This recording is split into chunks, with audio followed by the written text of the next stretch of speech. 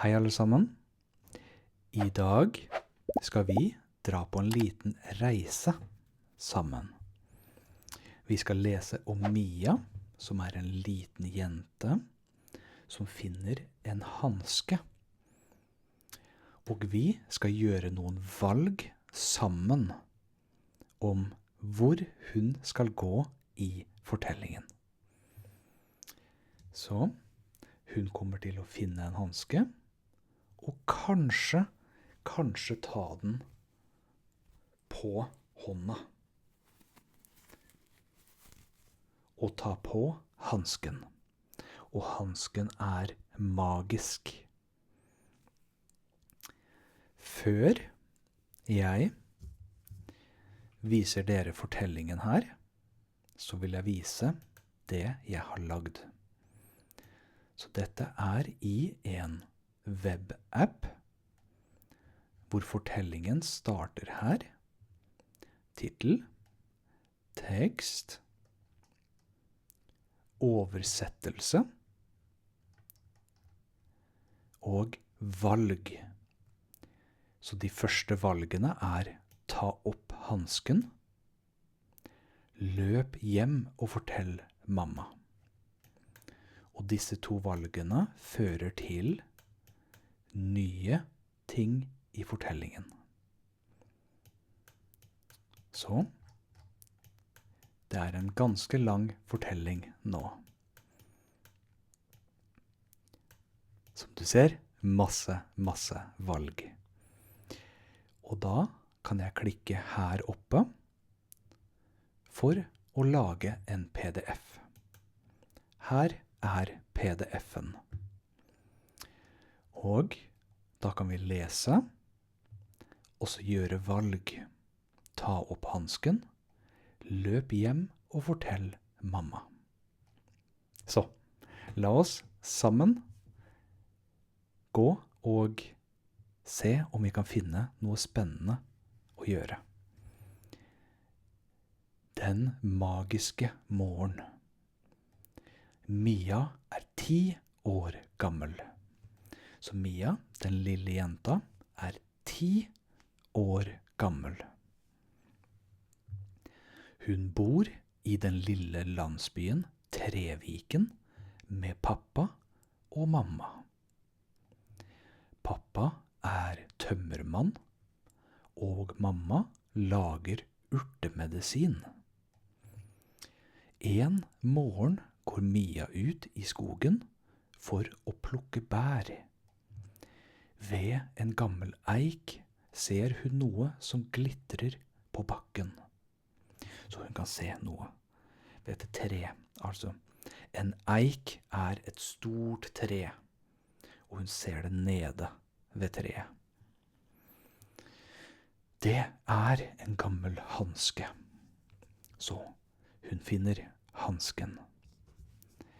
Den er laget av mørk lær med gullmønster. Den lyser svagt.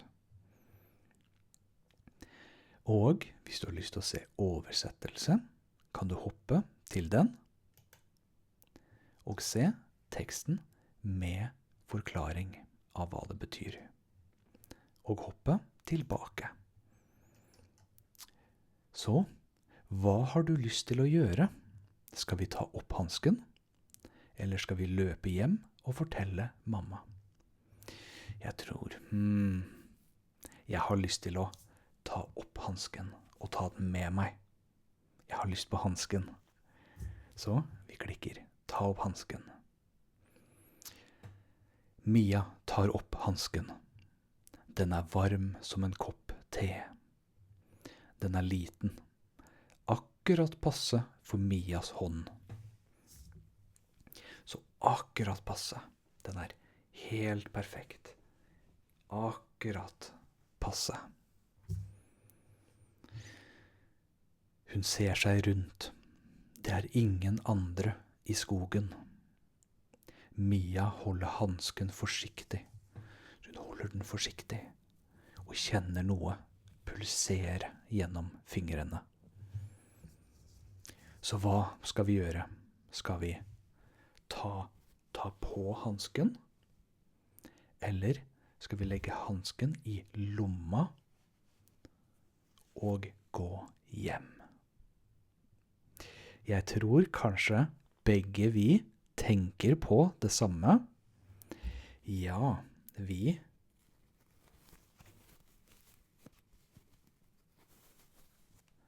tar på hansken.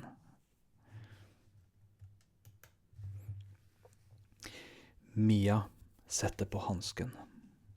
Den sitter som støpt. Et varmt, blått lys strømmer gjennom fingrene. Da beveger et blad seg foran henne, uten vind. Mia trekker pusten skarpt. Hun retter fingeren mot et annet blad. Det stiger sakte i luften. Så hansken gjør at hun kan løfte ting. Det er en magisk hanske, så hun kan løfte bladene uten å holde. Hun trenger ikke å holde. Hun kan løfte det slik på magisk vis. Så skal vi prøve å bevege bladet videre. Altså å bevege bladet videre. Føre det langt bort. Eller skal vi løpe med en gang til heksa Ingrid? Jeg tror kanskje jeg har lyst til å bevege bladet videre. Så vi prøver det. Bladet flyr. Og fly har dere hørt før, så det er bladet flyr bort når vi bruker hansken. Så Mia konsentrerer seg, og konsentrere, tenke dypt, veldig fokusert. Bladet stiger og flyr sakte rundt henne.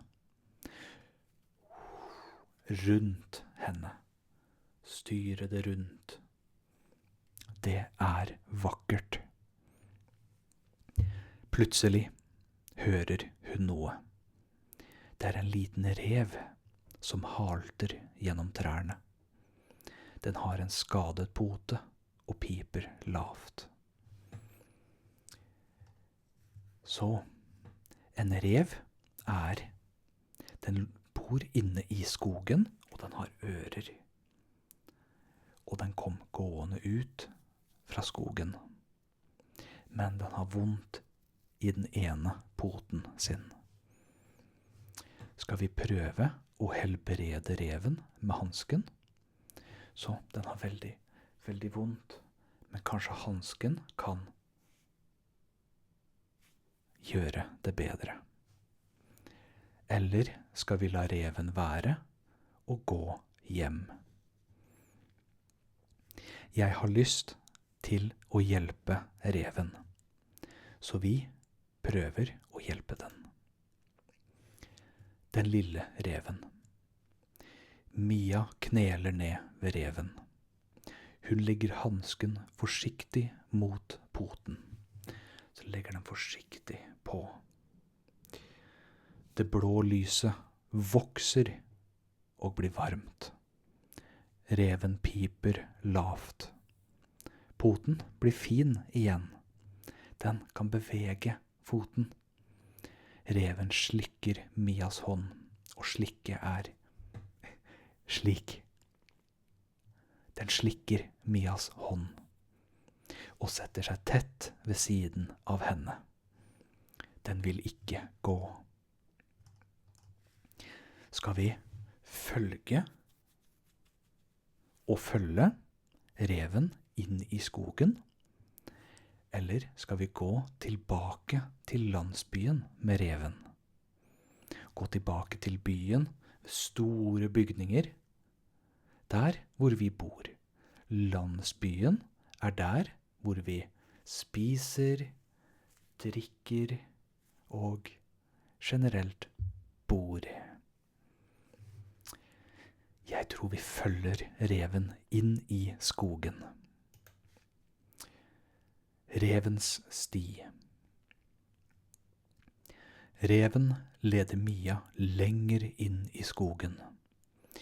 De kommer til et gammelt, stort tre med en liten dør i stammen. Døren er akkurat passe for Mia.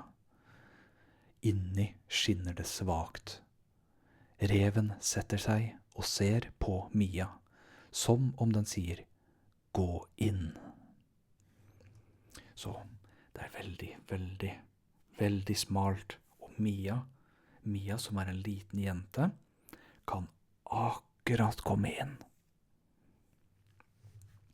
Så da er spørsmålet, skal vi gå inn gjennom døren, eller skal vi banke på?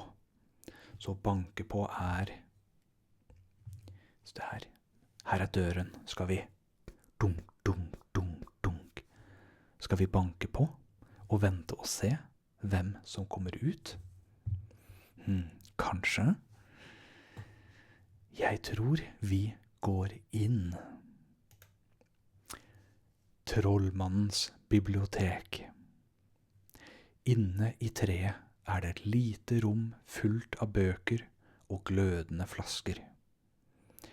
En gammel ugle sitter på en stol og ser på Mia. Endelig er du her, sier uglen med en varm, dyp stemme. Hansken ventet på deg. Uglen er faktisk en gammel trollmann som har sovet lenge.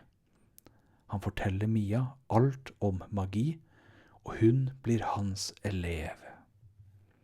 Så det var en av sluttene på denne fortellingen. Det var en av disse endingene. Så hvis du har lyst til å lese selv, og lese selv, så kan du sjekke det ut på Patreon. Så jeg håper dette var morsomt, og så ses vi i neste episode. Ha det bra.